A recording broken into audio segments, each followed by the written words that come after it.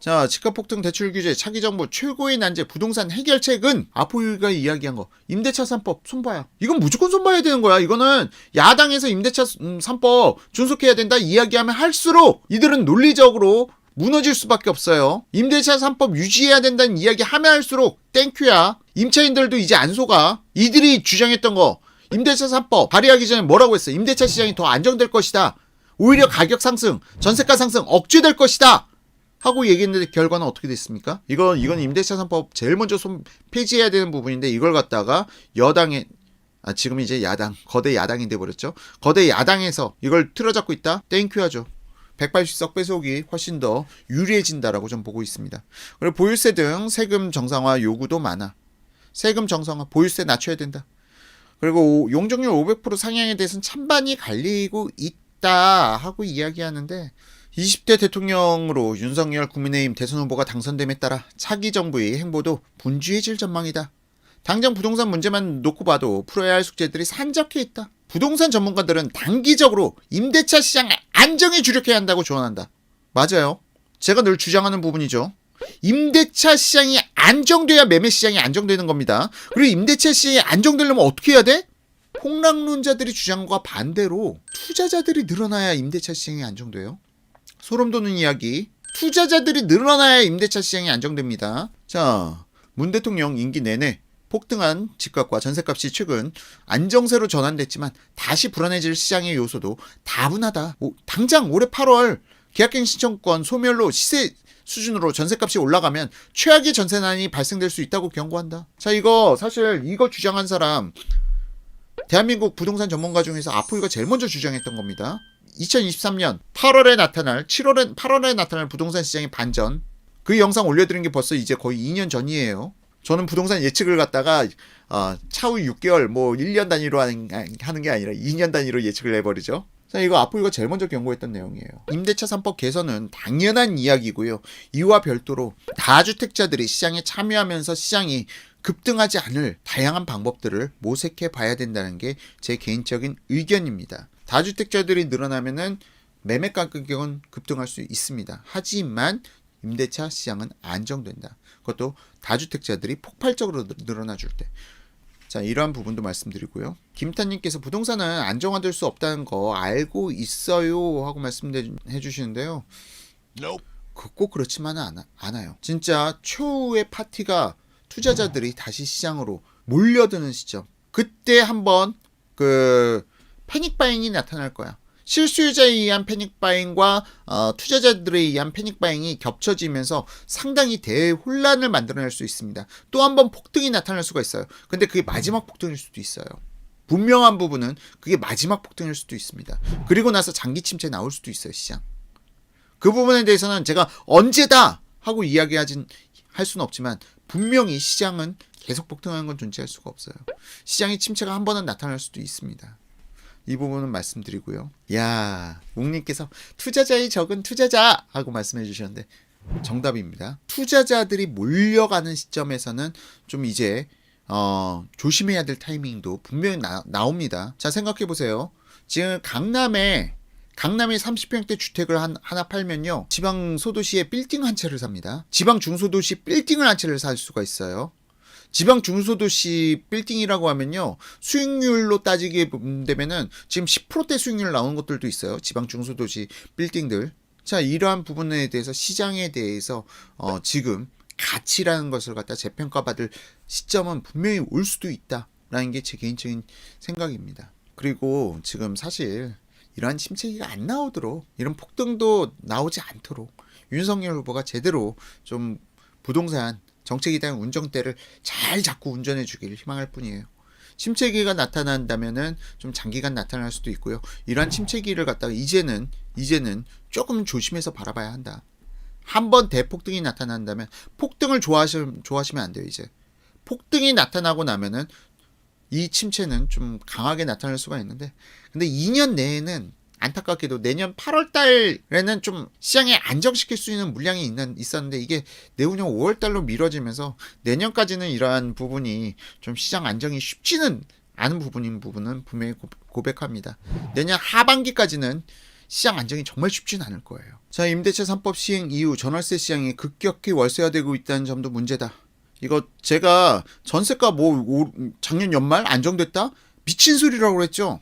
왜? 월세 가격 폭등하고 있거든 지금도. 자, 신규현 건국대학 부동산 교수는 민간에서 이루어지는 전월세 거래는 공공이 과도하게 개입할 문제가 아니다라며, 길게 보면 임대차 3법을 없애는 게 맞지만 시장의 충격을 줄이기 위해 초기에는 자발적으로 임대료를 싸게 공급하는 집주인에게 세제 혜택 등 인센티브를 제공하면서 가격 안정을 유도해야 한다고 말했다. 자, 이 이야기는 뭐냐? 이 이야기는 여러 번 좀 정치권에서 나왔던 이야기인데, 임대인들이 기존 임차인과 임대 기간을 연장할 때 자발적으로 가격을 갖다 높이지 않고, 아니면은 신규 임차인에 대해서도 기존 가격보다 크게 높이지 않고 3% 이내 아니면 아예 동결 시킨다면은 나중에 이걸 갖다가 실거주 조건을 충족시키는 걸로 해준다던가, 아니면 양도세 완화를 갖다가 어느 정도 일정 부분 인센티브를 돌려준다는 부분이라든가, 이러한 부분에 대해서는 지속적으로 정치권에서 이야기가 나왔던 부분인데, 이 부분 다시 한번 언급드립니다.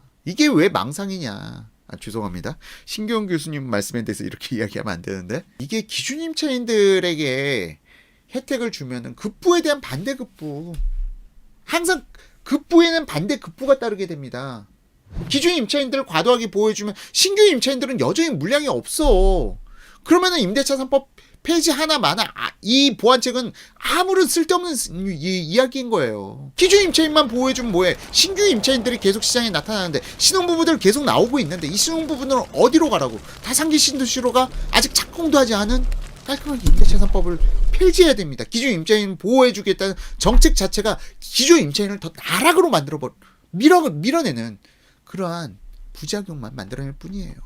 아예 그냥 폐기해야 돼요. 이런 부분은 안 됩니다. 자, 그리고 보유세, 거래세 개편을 통한 거래시장 안정화 유도와 관련돼서도 쭉 이야기가 나오는데 참 쉽진 않아요. 이 부분과 관련돼 가지고는 저도 이게 윤석열 대통령이 된다면 어떤 방향으로 가야 될 것인가라는 걸 자꾸 시뮬레이션을 해보는데 정말 쉽지 않다. 현 정부, 문재인 정부가 꼬아놔도 너무 꼬아놔가지고 이 부분이 해결이 그렇게 만만치는 않은 상황이다라는 점은 지금 다주택자와 실소유자 간에 이 균형 잡힌 시장을 갖다 문재인 정부가 너무 많이 무너뜨렸어. 그래서 중대형의 다주택자 비율은 상당히 줄어들었고, 중소형, 특히 10평일 때 다주택자 비율이 확 늘어나 버렸어. 여기서 그냥 대놓고 말씀드릴게요.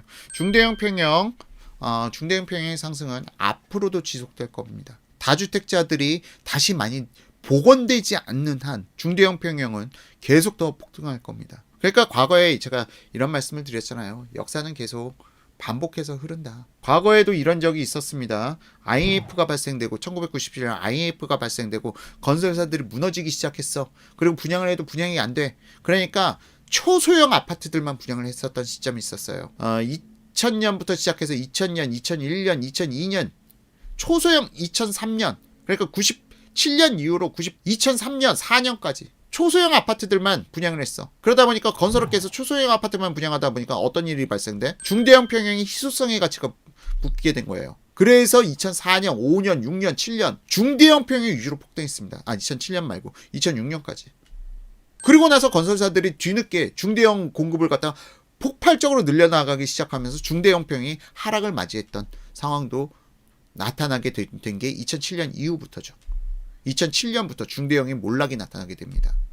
자, 이게 항상 사이클이 있는데 지금 현 정부 내에서도 너무 소형 평형 위주로만 공급했어. 중대형 평형 비율이 너무 낮아.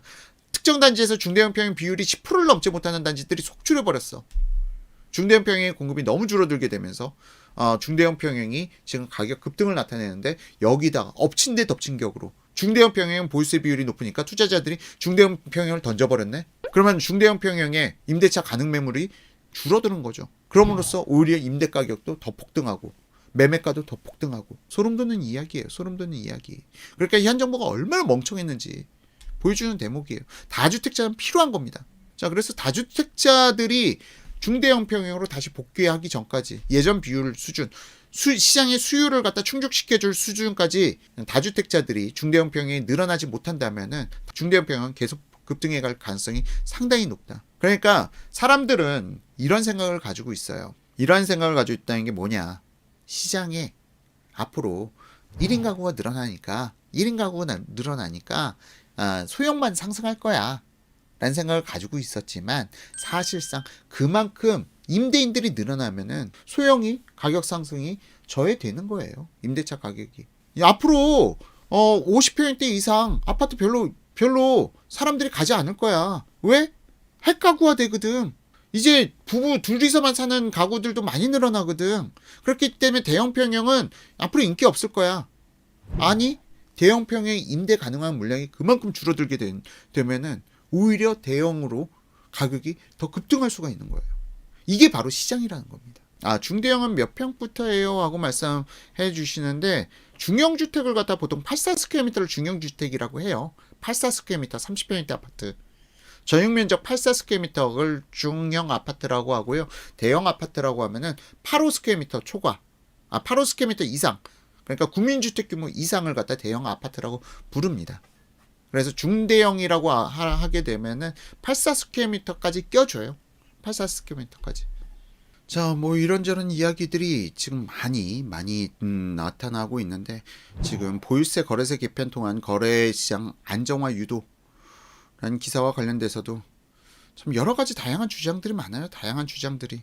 공시가격 현실화, 속도 조절과 함께 보유세 개편, 양도소득세, 거래세 완화 등 부동산 세금 정상화 방안도 중요한 과제로 뽑힌다. 현 정부의 종부세 및 공시가격 상향 정책으로 다주택자 물론 1주택자까지 보유세 부담이 대폭 커졌다. 이내 임대료 인상 등 세입자 부담으로 전가되고 있다. 이거 1주택자만이 아니라 다주택자들의 물량으로 인해서 임차인이 생기는 건데 지금 중요한 부분 바로 다주택자에 대한 세금 부담 완화가 아직은 계속 이야기가 조심스럽게 나오고 있어. 그런데 이러한 부분이 가장 중요한 부분입니다. 다주택자에 대한 종부세 완화.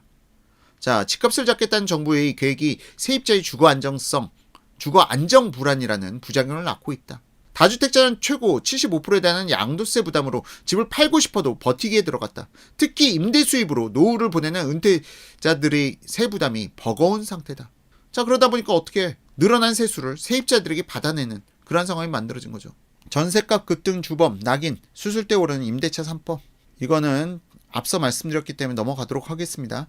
전면 폐지보다는 보완장치 마련의 무게, 무조건 그냥 폐지시키는 게 제일 좋은 거예요. 보완장치 마련하면은 기존 임차인을 보호해준다? 라는 부분. 그리고 특정 임대차 물건에 대해서 신규 임차인에게도 그런 특혜를 준다? 말이 안 되는 소리인 게, 자, 보세요. 앞서 말씀드린 것 중에 약간 설명이 부족한 부분이 있었어요. 설명 부족한 부분이 뭐였냐. 그냥 기존 임차인 나가고 신규 임차인에 대해서도 전세가를 올리지 않는 방안을 갖다 마련한다 라고 한다면은 기존 임차인 왜 나가?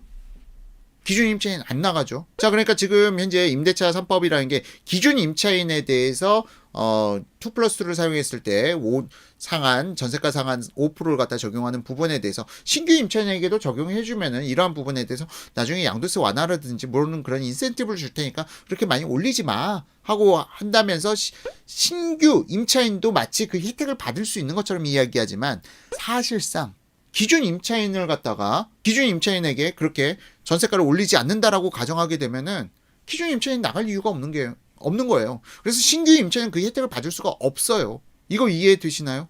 그렇기 때문에 이 부분에 대해서 아까 말씀드렸던 부분, 좀 약간 설명이 부족했던 부분, 아포유가 왜 그렇게 임대차 3법 관련해서 말도 안 되는 소리냐라고 이야기한 게 지금 보완장치 쓰레기입니다. 이건 그냥 기존 임차인만 보호해주겠다는 거예요. 신규 임차인 이런 물건 못 잡습니다. 못 잡아요. 이런 부분도 알아두시면 좋을 것 같고요. 다주택자 양도세 중과 유예 매물 쏟아질까? 다주택자 양도세 중과 유예.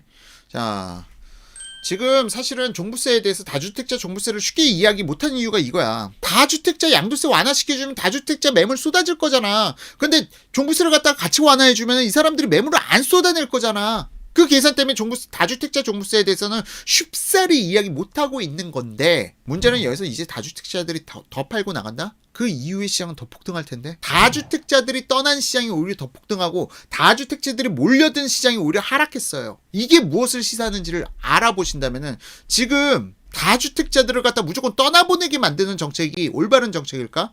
윤석열 후보가 정말 다주택자들을 떠나보내고 실수요자 위주로의 시장을 만들게 되면은 이게 더 커다란 문제다. 오히려 더 폭등시키는 정책이다. 다주택자는 늘어나면 늘어날수록 시장은 안정되는 겁니다. 오히려. 무주택자는 벼락거지, 유주택자는 적폐 세력 모두가 분노했다. 근데 서로 동상이몽이야. 무주택자들은 지금 다주택자들에 대해서 뭔가 더 강한 규제를 해주길 원하고 있고, 유주택자는 좀 규제가 풀리길 희망하고 있고, 모두가 분노했으나 지금 동상이몽 상태다라는 부분에 대해서는 무주택자분들이 지금 시장이 왜 무주택자인 여러분들이 이렇게까지 힘들어졌는지에 대해서는 다시 한번 깊이 있는 고민이 필요하다라고 말씀드리고 싶어요.